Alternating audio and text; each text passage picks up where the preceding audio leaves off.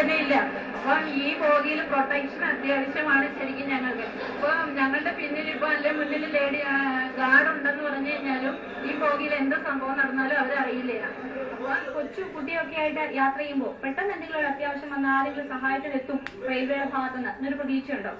ഒരിക്കലും ഇല്ല. കാരണം വെച്ചിട്ടുണ്ടെങ്കിൽ തിരക്കായി യാത്ര ചെയ്ത് ഒന്നാമത് യാത്രയൊക്കെ ആകുമ്പോഴത്തേനും തിരക്കുണ്ടാവില്ല. ഒന്നാമത് പാസഞ്ചർ ട്രെയിൻ ആയതുകൊണ്ട് അത്യാവശ്യം കുറച്ച് ആൾക്കാർ മാത്രമേ ഉണ്ടാവുള്ളൂ. അപ്പൊ ഒത്തിരി രാത്രി ആയി കഴിയുമ്പോഴത്തേനും ആരും ഉണ്ടാവില്ല. ഓരോ കമ്പാർട്ട്മെന്റിൽ 1-2 ആൾക്കാർ മാത്രം വീതം ഉണ്ടാവത്തുള്ളൂ.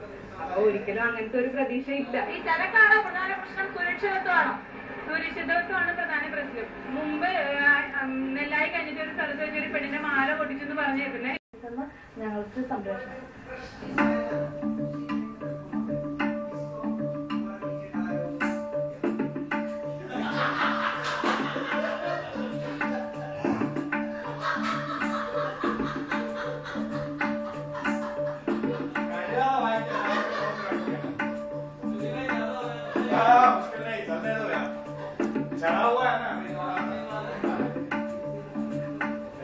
പുതുക്കാട് സ്റ്റേഷനിലെത്തി അവസാന യാത്രക്കാരിയും ഇറങ്ങുകയാണ്.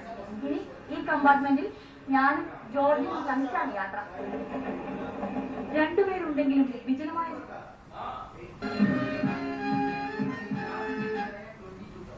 നന്നായില്ലേ?